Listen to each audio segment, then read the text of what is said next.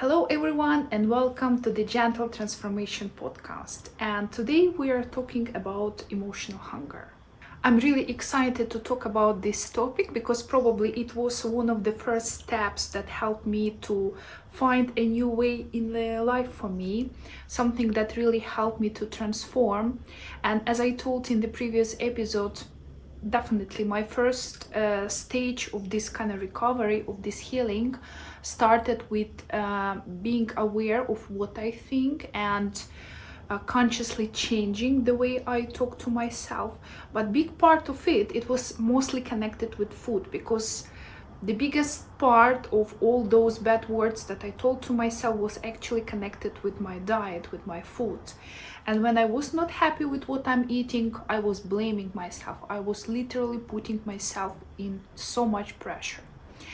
And when I started getting aware of my triggers, my food triggers, my emotional hunger signals, this is where I started unwrapping all those stuff around food. And this is practically where my transformation started in terms of building way healthier relationship with food. First of all, I want to say that emotional hunger problem, it's not your willpower problem. It's not discipline. It's not because you are lazy or weak. It's not because there is something wrong with you. Emotional hunger fulfills a certain function, and the body uses these signals, the food actually, as a coping mechanism for a reason. Because we are dealing with something in our life, something big, something serious, something that probably other people are not dealing with, or they have a different coping mechanism to deal with the same issues. And for certain reason, maybe it's something genetical, maybe it's something behavioral that happened over your life, especially your young years, that you decided to use food as a tool to help yourself in those difficult moments. Maybe it was something else. But the key point, my main message here, it's not because of you. You are not responsible for that. There were reasons, they were very serious and reasonable factors that put you into this place, that made you to use this behavior. And actually, body uses this behavior because body wants to help you. We are reaching out for food, especially for sugary food, because body trying to solve some problems. There is something that you're going through, there is some extra pressure that you're carrying, and body trying to help you. And unfortunately, at this stage of your life, your body doesn't know any other tools, or maybe you are just not aware of them. They are in your blind spots. So I want you to hear me that it's not your fault. There is a reason why you're doing it. And actually, body is doing that, your mind is doing that for you for a good reason. They are trying to help you. So it's not something that you need to blame yourself for. It's not something that you need to blame your body for, because they are actually trying to help you. They are only trying to help you with those very little tools that they have. And once you equip them with better tools, they will be able to help you in a better way. But again, please keep in mind that's okay. And even using food as a coping mechanism, that's also okay. Just you need to smart about that, and you need to be aware of why it's actually happening. So obviously, emotional hunger, it's not a physical hunger. It's not because you're like literally hungry. It's like you're craving something, but you're craving something different. And hence the name, emotional hunger. You are eating because of your emotions. Most probably we are referring to so-called negative emotions. It's when you're upset with something, when you do not have something in your life that you would like to have. Maybe you have a dream, maybe you have a desire, maybe you have some big and ambitious goals that you cannot reach now at this stage of your life.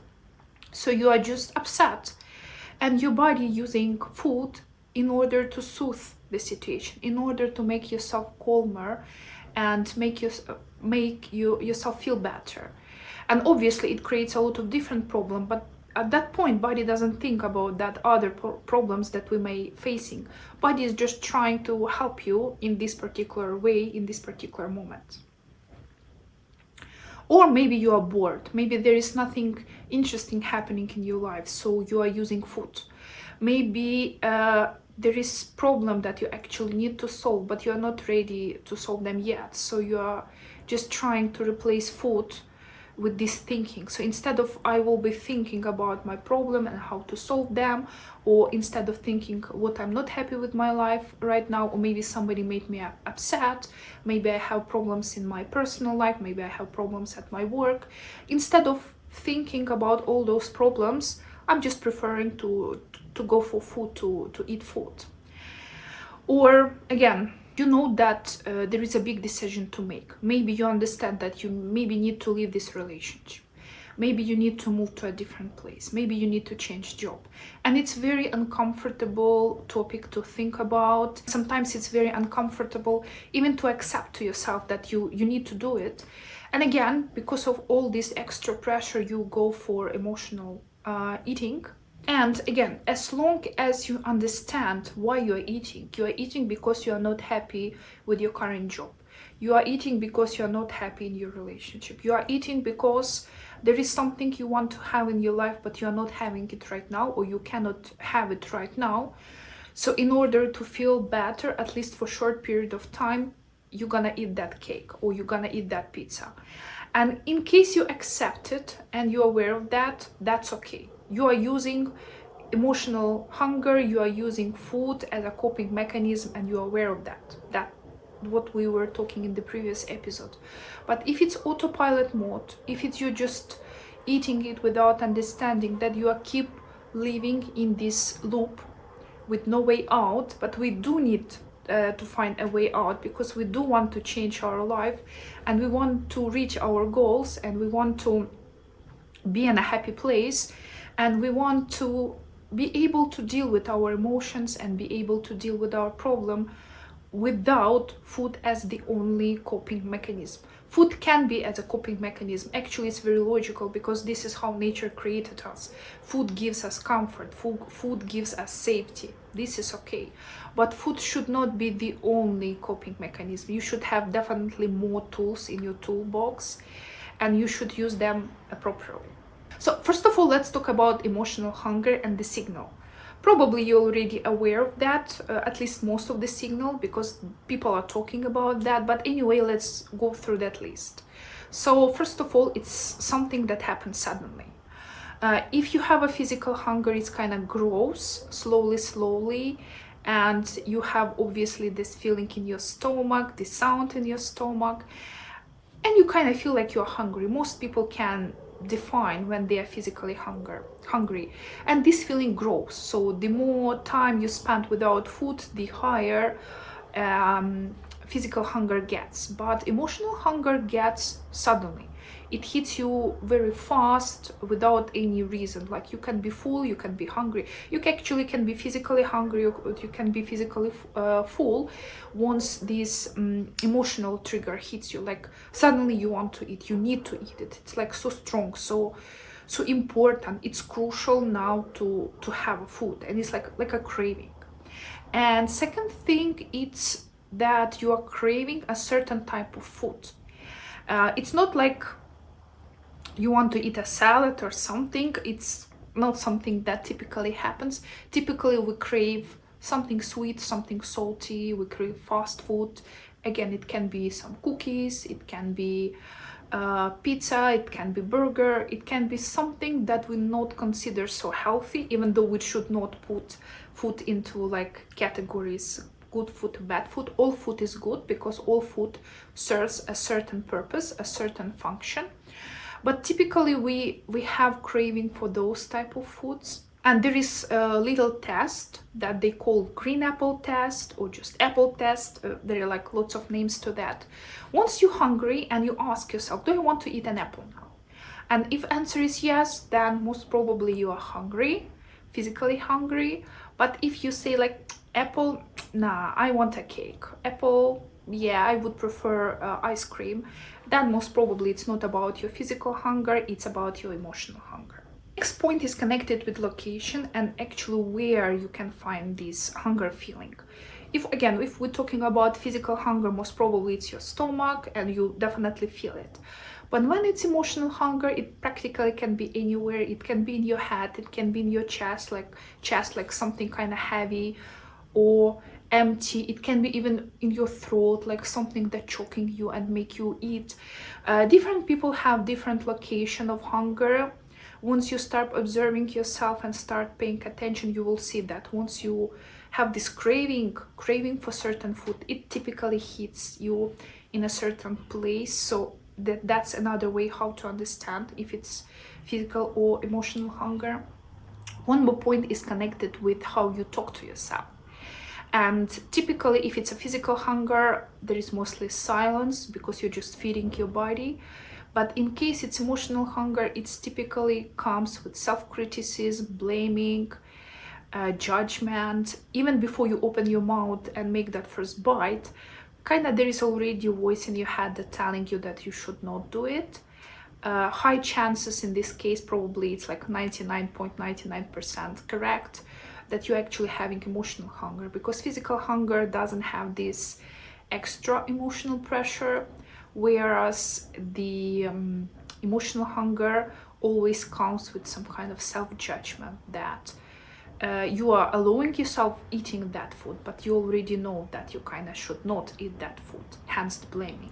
And the last point is that relief is temporary. Even though we eat that food, even if we are aware that we are eating that particular food just because we feel bad now, it doesn't fix the problem. It only gives a very temporary relief. And we have two options in this case, actually, to start dealing with those problems that we have in our life, or just like 20 minutes later again have another piece of cake or another slice of pizza, because that feeling was so temporary. And it's important to keep in mind, because again, if we are not aware, we are just keep living this loop, we keep living this scenario. And awareness brings clarity, awareness brings options to us. If you're aware, you may decide to follow that emotional hunger signal or not follow them. Important thing is to keep this decision-making point. When you not just have trigger and you immediately follow trigger, but you have trigger, you have this pausing moment when you can stop and think and decide, and after you can decide what you should do. Should you react and follow this trigger because maybe now you don't have any other options, or now you don't have any other tools to deal with this problem, or maybe you already have something, and instead of following that signal, you will choose a different way. And sometimes you will choose still eating that food, sometimes you will choose not. And that's important, because again, in this case, decision-making process, awareness will be in your hands. It will not be something that happens without your control and without your understanding. So once you feel this emotional hunger, and we already know the signals, what shall you do with that? How to kind of deal with this thing?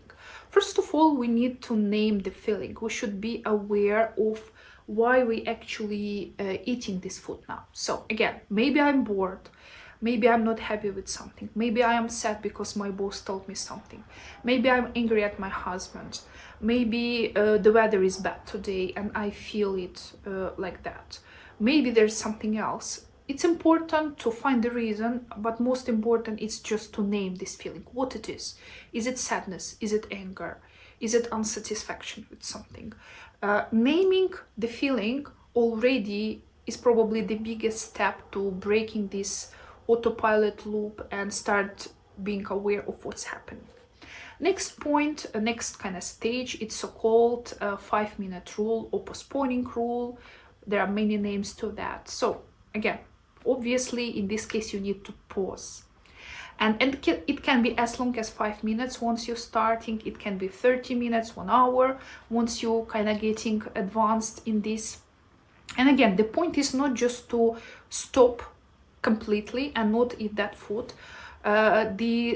The exercise here is actually just to pause. So you have this trigger that you want to go and eat that ice cream in your fridge.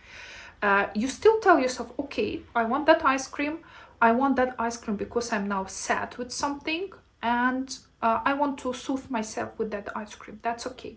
But before I go to fridge and take it, I will give myself 5 minutes just to sit with this feeling, because I don't want to run away from this feeling, from these emotions immediately.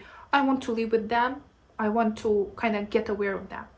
And for 5 minutes, you're just waiting with that feeling, sitting with that boredom, sitting with that sadness, whatever you have.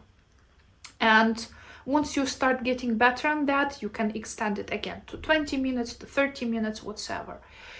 The point here is not to stop yourself from doing it. The point here is just to extend this awareness window and extend this moment when you're actually sitting with that feeling, sitting with that boredom, sitting with that sadness, instead of immediately choke it with food, or instead of immediately numb it with food. And it's important. It's probably the crucial step in recovery at this point. Next point is asking yourself questions, and I think self-dialogue is probably the most powerful tool we have in our hands. The way we talk to ourselves, the kind of words we use when we're talking to ourselves, but kind of questioning, mindful questioning, it's like probably the most the tool with the most potential that we can use. So you just again ask yourself questions. Why I'm eating that? What is the feeling that I'm trying to numb? What was the trigger? What was the situation that made me feel that I want to use food, that I want to eat certain amount of food, a certain type of food? And again, important part here is, first of all, to be honest with yourself. Even if the truth is uncomfortable, you need to learn to live with that uncomfortable truth. And as I told, you can lie to anybody, you can pretend whatever you want in front of anybody, but to yourself you always need to tell the truth. And it's a skill, it's something that you can learn to do. It doesn't come like automatically, it's not like inside our settings. This is something that we need to learn, and this is kind of skill that we need to build. Just be brutally honest with yourself. And next point, next kind of part to this equation, it's not only important to be honest, but it's also important to have a certain attitude once you're answering those questions. So you need to listen to yourself with curiosity, but not with judgment, because once you start answering to yourself those questions, but at the same time judge you, it will only create more emotional problems, more emotional hunger signals. But when you're just trying to be curious, like honestly curious, even though at the beginning you may start faking it, but eventually it become like okay, to become natural and normal, like try to erase a real curiosity. So I decided to eat that because my boss told me that, but why? Why the boss words have such influence over me? Or why? Because I now have no hobbies, nothing interesting in my life, I'm bored at home literally, and I'm choosing food to destroy, to kill this boredom. Why it's actually happening, why I do this? And kind of being honest and being curious at this moment, these are two sides that make this recovery like real. And it's something that helps to break this loop, to break this cycle. And the last point here, if you decide to eat, you named your feeling, you ask yourself questions, you answer yourself those questions with honesty and with self-compassion and with curiosity, and you understood why you're doing. Maybe if you don't understand the main, you couldn't understand the main trigger, but you understood some kind of direction or feeling that triggers that. And anyway, you decided to eat. You understood that now you don't have any other tools to deal with this problem, only food. And okay, I will eat that food. I will eat that pizza. I will eat that cake, whatever. This feeling of kind of this process of eating this food should come with kindness and with permission. Once we eating that cake, but at the same time we blame ourselves in the head, or we restrict ourselves, like don't eat all of that cake, like eat only tiny slice, it doesn't really solve the problem. It makes those cravings even stronger. But if you really permit yourself, okay, now I'm not feeling good, I want to eat that cake, I want to soothe myself at least temporarily, and I allow myself, and I will eat and I will enjoy that cake. There will be no blaming, there will be no judgment. I want this cake, so I will enjoy every single bite of that cake. And restriction brings emotional hunger. Restrictions actually triggers all those emotional signal and cravings, and it makes them even stronger. But permission, self-permission, kind permission, with nice words, with attention to the taste of that food, creates actually calmness, creates freedom, and reduces those craving episodes, those emotional eating episodes dramatically. And I want to use my personal example here because this is what brought me in a very bad place. And for years I was dealing with that. I was following different kinds of diets. I was not happy with them. I had problems in my life. I was not happy with my job. I'm still not happy actually with my job, but at least now I'm aware that my unhappiness with my job creates all those emotional hunger episodes. And even though now I understand I don't have resources to change my job, at least right now, but I already have goal to change my job, because I understand unsatisfaction and me being unhappy at my job creates all those emotional hunger. So I broke that loop. I already living beyond that loop, and that's important. And it took me a lot of time to understand that, and I'm really grateful to all those books that I've read and to all those videos that I watched on YouTube that helped me to build this full picture. That's why I actually want to share it with you, because this is something that really helped me, and I hope it also can help you in case you're dealing with similar problems. And I'm far from perfect. I'm still obese, so obviously I haven't fixed my relationship with food completely. I have binge eating episodes, I have emotional eating episodes, but now I do not react to them the way I reacted to them before. Now I'm not blaming myself, and even though sometimes I start blaming that in my head, now I have a stronger voice in my head that kind of stops those voices, and I talk to myself in a different way. I'm in so much progress comparing to this black and white thinking in terms of food. When I have good food, when I have bad food. Once I eat healthy food, I'm a good person. Once I eat bad food, I'm a bad person. And this is the life I was living before. I'm no longer there, and I'm proud of myself, and I'm happy for myself that I did all this job. It wasn't easy. It took me almost a year, and I haven't even finished it, so it will probably take me a few years more to be even in a better place comparing to now, but it's totally worth it. Even though you are not there where you would like to be, just starting going this road, starting this gentle transformation already makes your life so much easier. Even though I'm not happy with my weight goals, I'm not happy with my fitness goals, there are a lot of things that I'm kind of not happy and I want to change it, but at least I stopped blaming myself for that. At least I took this extra pressure, so now I have more energy to devote to my goals, because before I was just wasting all this energy on this negative self-talk, on self-blaming, etc. So I want to tell you that, again, my message here, you are okay. There is nothing wrong with you. You are not weak. You are not lazy. You are not broken. You are at this stage of your life because of certain reason, and they are serious reason. They are valid reason. And you may start changing it. Changing it from the place of love. Changing it from the place of self-acceptance. And you don't need to start big. It should not be like big transformation, big jump. You can start with something small. You can start with paying attention to your thoughts. You can start by transforming your self-dialogue. You can start by paying attention to what kind of words you are using. You can start paying attention to emotional hunger signals, where they feel in your body.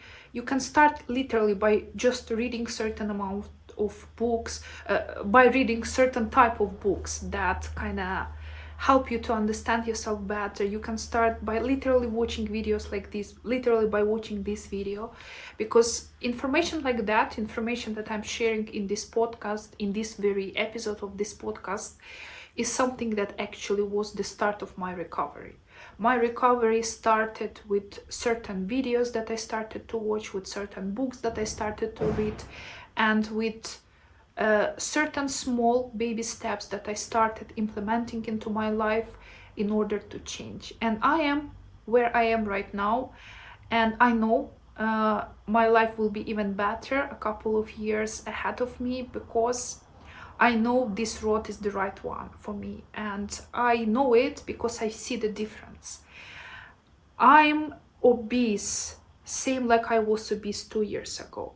I'm not physically in a good shape. I'm in horrible physical shape, same like I was 2 years ago, for example. But what is different now, my attitude to it. I'm no longer blaming myself. I'm no longer like squeezing myself and crushing myself with all those bad words. I have calmness, I have peace, and with calmness and peace, it will be so much better to reach all those my goals. And I know I will reach them. I'm sure of it. So thank you for staying here with me.